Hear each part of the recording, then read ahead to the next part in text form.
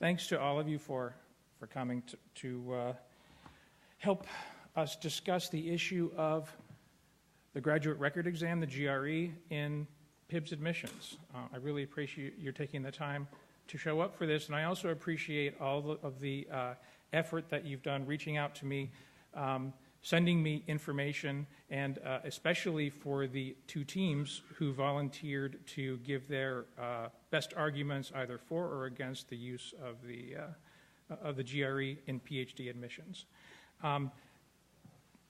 Before we really get into it, I want to spend just a few seconds talking about PIBS, because this town hall is going to be on the internet. It's being live streamed right now. So for people who are watching who don't know what PIBS is, I'll just take a second to explain that. PIBS stands for the Program in Biomedical Sciences. It is an umbrella admissions and recruitment program.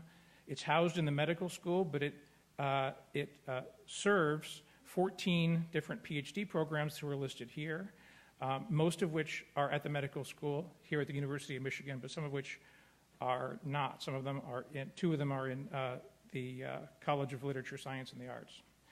It's a very diverse group, as you can see, not just by research subject, but also in terms of size, in terms of training style and structure. Some are departmentally based programs, while others are large interdepartmental programs. Some are supported by NIH training grants, and some are not. So it's a diverse group. But PIBS is the umbrella for the purposes of admissions and recruitment that contains all of them. And when you apply to PIBS, you're actually applying to all of these PhD programs. And in principle, at least, a student who is accepted into PIBS and joins us here can join any of those 14 PhD programs, which include over 500 research labs. So it's a big, diverse group. PIBS, as I said, it coordinates and oversees admissions and recruitment for those programs, and it also oversees the first year for those students while they're doing rotations and taking classes. We advise them, we participate a little bit in their training and make sure that they end up in a good lab at the end of their 10 months of rotation. We also, through support from the medical school, fund the first 10 months of PIBS students' time here at U of M. Okay.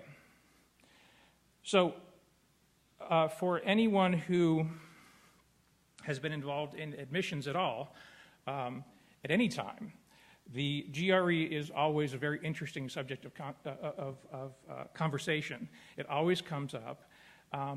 And there are always strong opinions on all sides having to do with the GRE. This has always been the case as long as I've been involved in admissions, which is a pretty long time at this point. And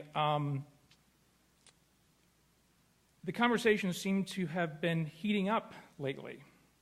And so for those who wonder why we're talking about the GRE now, why are we talking about it in the summer of 2017, that's part of the reason, is that it's just being talked about more. Now, why is that?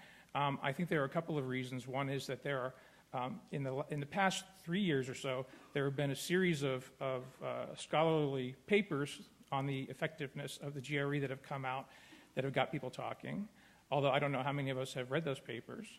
And in addition, here at the University of Michigan, and I hope and think across the country, there's more of an emphasis on diversity and inclusion, especially where admissions is concerned.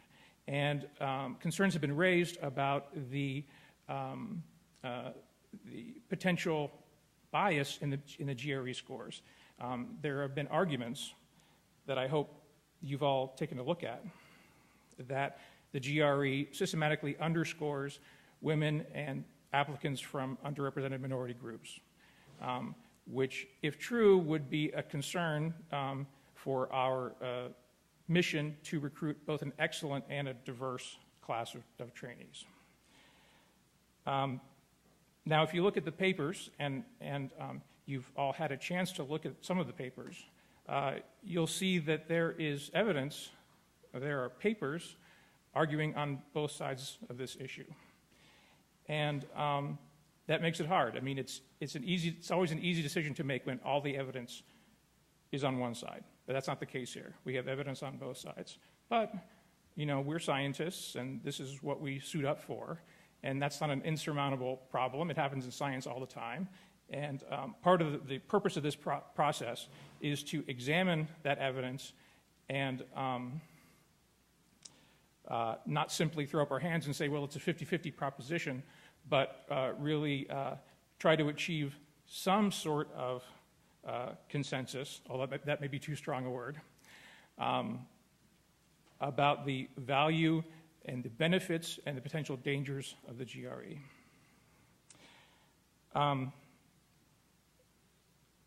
So why this particular process, this convoluted, complicated process that we've been going through this summer? Why have I been peppering you with emails about this for the last couple of months? Well, the reason is that although many of us have opinions about the GRE, almost all of us have opinions about the GRE as far as I can tell, sometimes very strong opinions, very often on both sides, when you really ask someone, well, why do you think that? You don't get much of an answer. A lot of us, even those who work in admissions, this isn't true of everyone, but a lot of us who work in admissions haven't read all the relevant papers.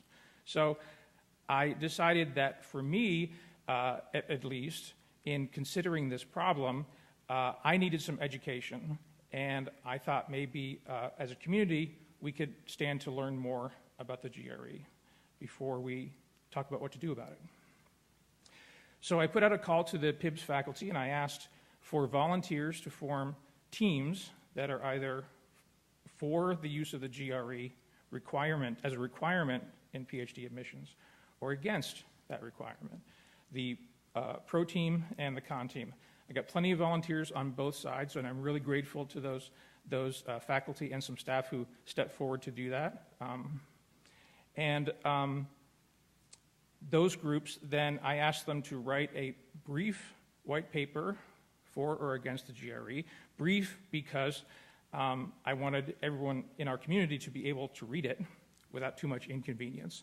So I asked them to limit it to 1,000 words with unlimited references and unlimited figures. So then I posted those white papers on the web, and you all got the link, which is right here for those who haven't seen it.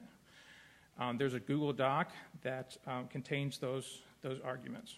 So the idea was for those of us in our community who are both trainers and trainees who are interested in this issue to read these white papers, to do research on their own, and also to look at the literature that's been pointed out by those pro and con teams. So I also shared a folder, a Google Drive folder, that contains a lot of the papers, both peer-reviewed scholarship and opinion pieces that were referred to by those teams. So these links will stay up indefinitely, and you're free to check those out. If there's something you would like me to add to that folder, please let me know, and I'll be sure to do it.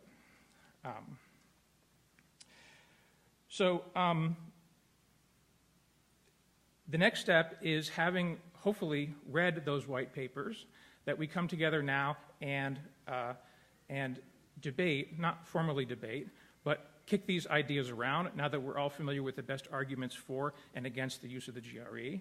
We have representatives of both the pro and con teams here that would both like to make a short statement, and that's what we'll get to very soon. But I also have a mic here, and I'd love to hear the opinion of anybody who wants to pitch something in that they feel hasn't been really fairly considered up to this point.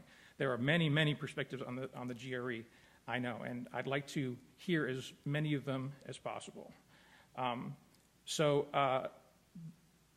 I'd like to bring up the pro and con teams to give some statements, but before that, I want to ask you, I happen to have a little bit of never-before-seen data, and I'm kind of jealous of the pro and con groups, and I wanted to get in on the act and show you some data myself. So before we get on with the discussion, would you like to see some data?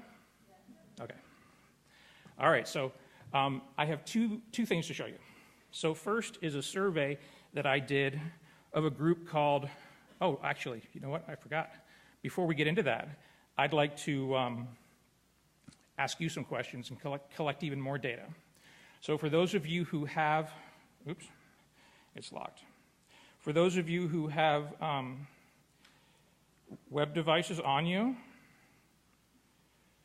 if you would be so kind, I just have a couple of questions for you. If you would be so kind as to go to polev.com/PIBS, you will see a question there for you, and the question is, before this summer, that is before we started talking about this in the PIBS community, how many scholarly papers on the GRE had you read? This is an anonymous poll, so you can be totally honest here, and I hope that you will. I'm just curious. Before this whole thing started, how many papers on the GRE had you read? I'll give you a minute to find the site.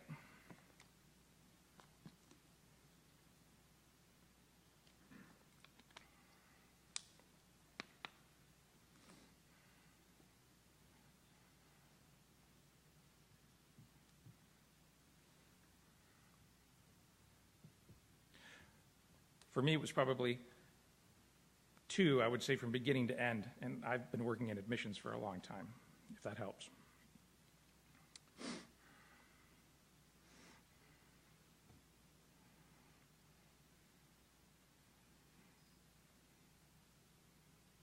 Okay, so it looks like not a ton of reading on the GRE up to this point.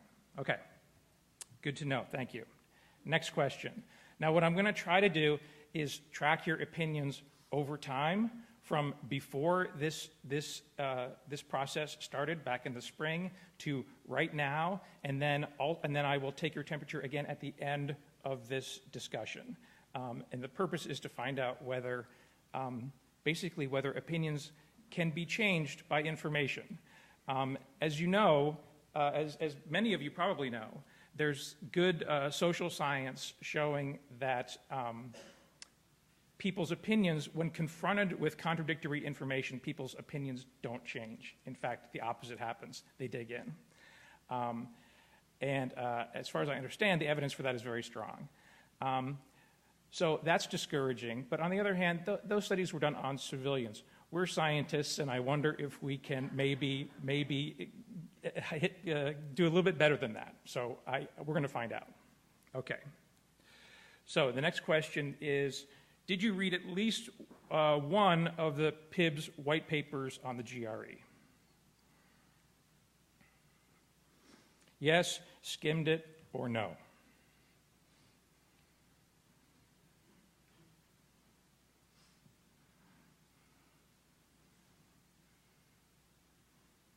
Okay. That's good. So we're all familiar with the basic arguments. Fantastic. Thank you.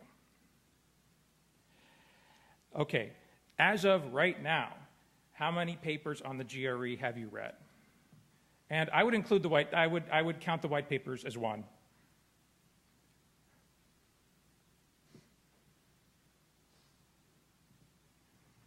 Oh, great. Okay, so many of you actually went to the references and read those papers. I'm so happy to hear that. Okay.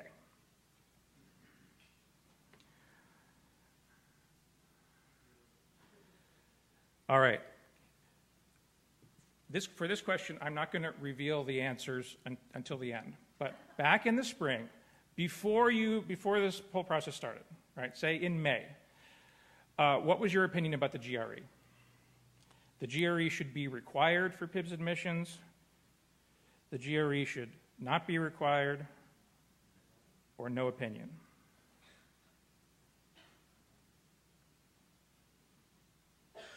I'm not showing this right now, the results right now, because this is not a scientific sample of our community, and I wouldn't want, if the results are really one way or the other, predominantly, I wouldn't want that to kind of affect the discussion that we're about to have. Okay. Great, thank you. And last one. Right at this moment, what is your opinion about the GRE?